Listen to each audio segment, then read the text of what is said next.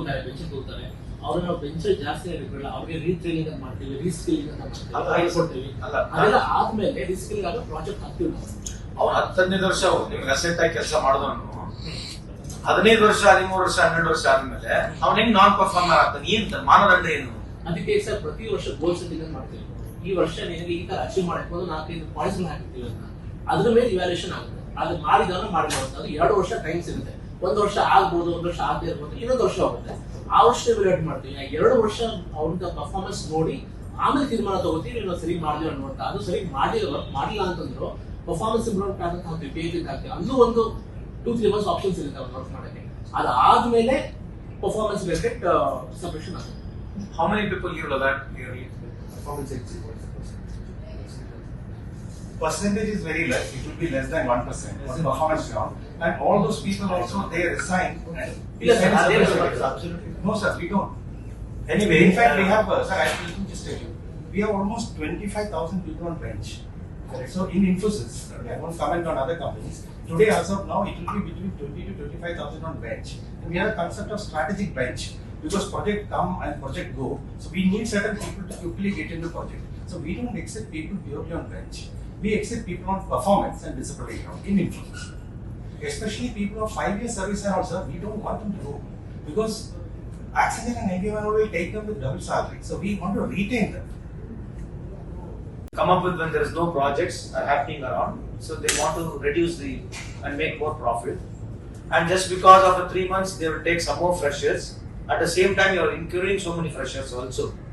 Okay, round the clock you are taking people, and round the clock you are removing people. So the match does not settle. So you want to retrench somebody because you don't have projects, or he's all of a sudden how come he become a liable to the company? Just understand. When I work for 5 years, 10 years, 11 years, 12 years, all of a sudden why will my performance go low? On what basis? Just try to understand. Disciplinary action. Usually when we find this, we call the employee, we tell them that we have been found this case of issues, disciplinary issues. Because people are very career oriented, they will make a request. Usually that I will resign, you give me a leaving letter and clear background check report. So if the employee requests for resignation, we accept because we don't want to affect anybody's career. So they usually give a resignation letter and they leave. This is the disciplinary grounds. Now if it is a performance ground, if somebody is not performing, like in Infosys, we have a policy that there is a rating. So if somebody is 2 years low performer, 2 years continuously, we put them on something called performance improvement plan. It's got some benching, you say. PIP. So 60 to 90 days PIP happens. If the PIP, if they clear the PIP, they continue. If they don't clear the PIP, then we issue them a shock cause notice, follow the regular process, and then issue them a termination letter. But usually, so it's never sudden. The PIP goes through, then we issue them a termination letter.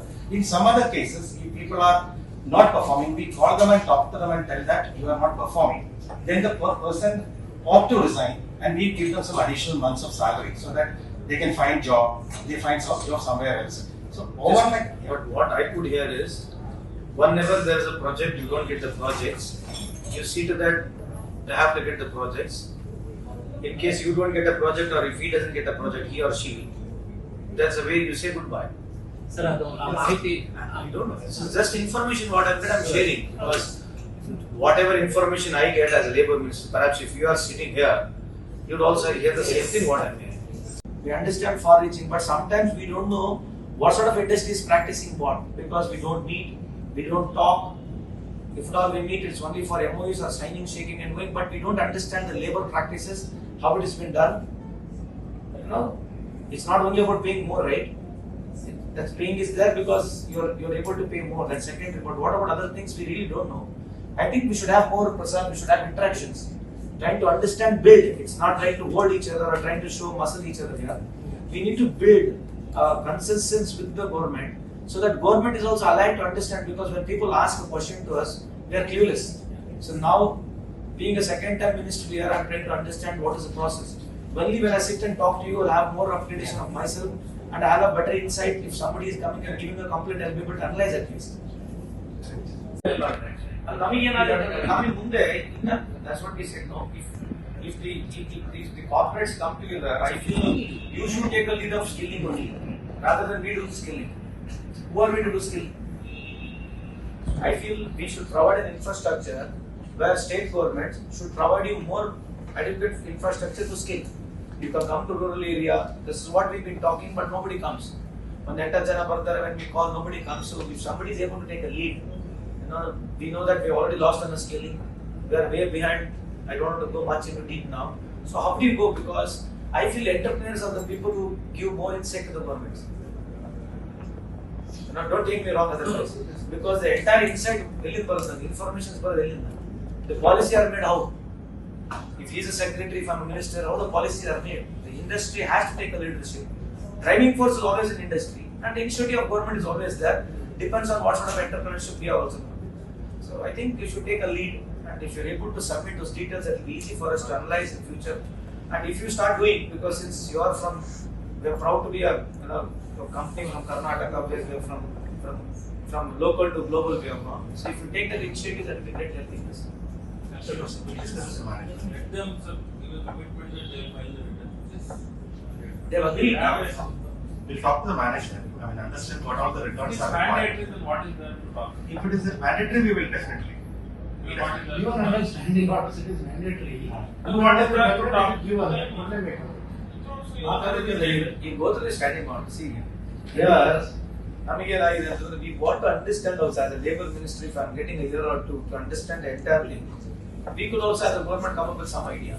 Or rather we can sit more, discuss and understand, try to get more solution. ಇರೋದೇ ಕೆಲಸಗಳು ಕಮ್ಮಿ ಜಾಸ್ತಿ ಇದ್ರೆ ಕೊಡೋದೇ ಕೆಲಸಗಳು ನೀವು ಇನ್ಯಾರು ಕೊಡ್ಬೇಕು your industry only is to give.